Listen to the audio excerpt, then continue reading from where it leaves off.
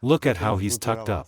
Straighten back up, stand the way you usually stand. How do normal people stand? He has cervical lordosis and thoracic kyphosis. Stand sideways to your comrades. Look, here is the cervical lordosis, see the curve right there? Here is the thoracic kyphosis. This is how the spine is structured. And the lumbar lordosis. And so we have 4 arches, the first arch, the second, the third, and the fourth arch is the legs. Why is our body structured this way? Well, definitely not for boxing. For shock absorption, right? This is to neutralize the impact of external forces. For example, here I am pushing him, as if I'm some rude guy in the subway. I don't know he's a boxer, you see, so I allowed myself to do that. And he, without straining, balances like a tightrope walker in a circus. It's the same thing, these 4 arches allow him, without straining, to hold his ground and maintain stability. What is your favorite yacht? The deck is rocking, in the opposite direction too. That is, the external impact allows you to be stable. Good morning to the newcomers. But, guys, remember, here is your lumbar region. Here is your thoracic region. And if you turn here, then your vertebrae, or right here, see the cervical lordosis. How do they work? The cervical lordosis is a second spine, meaning it stands like this. And the spine that attaches to the skull is the atlas. It stands like this. That is, you have 2 vertebrae that do not stand like this, but stand like this. And suddenly you go and throw your neck back. What happens then to these 2 vertebrae? A kink, and a subsequent rupture. And by throwing the neck back, we constantly aggravate the traumatic state, especially when adding a load. We are simply injuring the neck through a cumulative system. Now try to do a circular head movement in this position. Come on, everyone try it, please. Just standing like this, you see, the head does not go very far back freely. Do you agree? And now do this, bring your shoulder blades back. And now in this position, do a circular neck movement. Look how much more free and comfortable the movements have become. Do you agree? Therefore, what did you do when you brought your shoulder blades together? You straightened the cervical lordosis. More precisely, you straightened the kyphosis, and naturally, your cervical lordosis straightened out too. Your neck straightened. And in this position, only in this position, is it allowed to do circular head movements and throw the head back. Therefore, when warming up the neck, we bring the shoulder blades back. Everyone look at me. We stretch the crown of the head upward. Tilt your ear, then the reverse movement. Spread your legs wider, tilt your head and bring it back to its place. We turn the head, it's called, the owl looks at the moon. Here I turned my head 45 degrees, which is a free position, and with my eyes, I look back 180 degrees, diagonally upward. I also raise my eyes and look to the side. It's like you're looking out from under your forehead. Turn your head. Over there, look, do you see a spider? Look for the spider. Guys, do it to the other side. I remind the position is called, the owl looks at the moon. And now another exercise, lower your chin.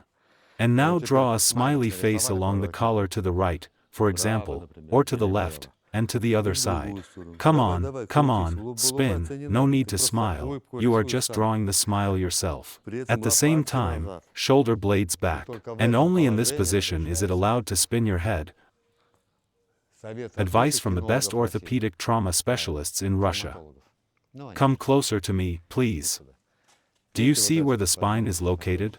Here it is, his lordosis, here it is, his kyphosis. That is, again 2 vertebrae, one specifically like this there, and the second one. And by twisting right here, guys, twisting right here, we tear it again.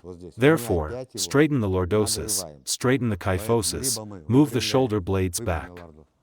Look, see, the back became straight, meaning the spine became a single whole.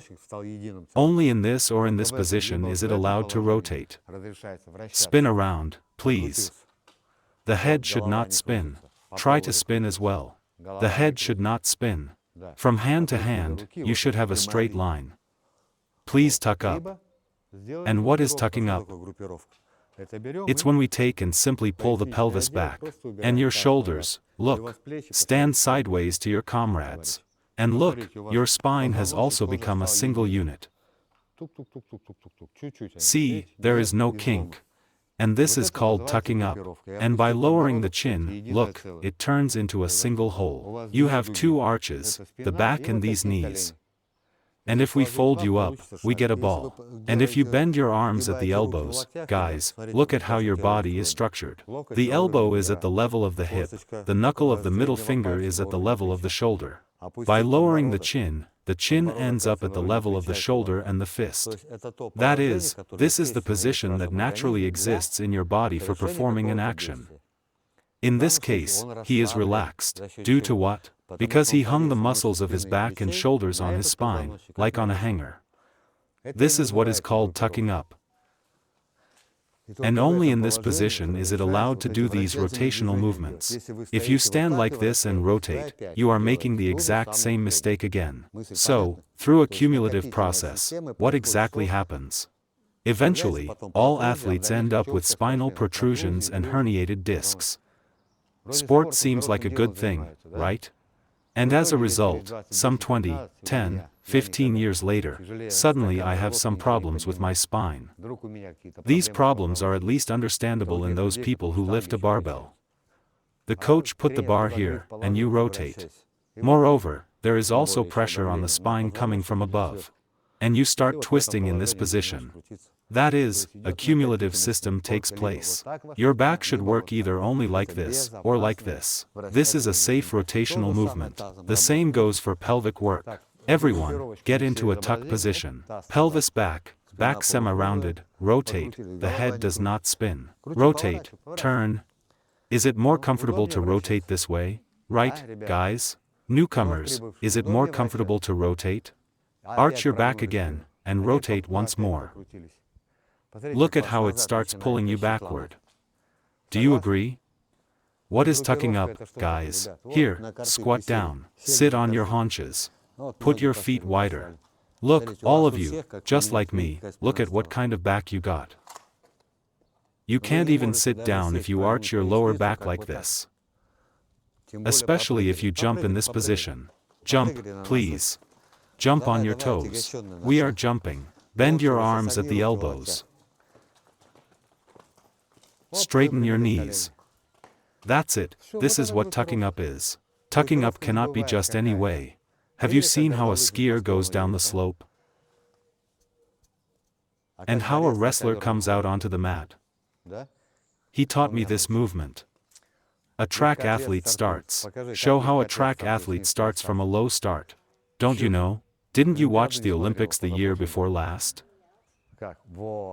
Yes, correct. And a swimmer dives from the block. That is, everyone has a back like this, not a single one has it like that. Why? To perform some action, that is, tucking up is a body position in which your muscles are maximally relaxed. Not because I relaxed or went to sleep, or in space, where in zero gravity the muscles are maximally relaxed. Is the idea clear? This is not only a position that helps you avoid getting those very problems with your spine. It is also a boxing stance. Readiness for action. You are relaxed in order to make a move. Which one? A defensive one or a punch? Is the idea clear?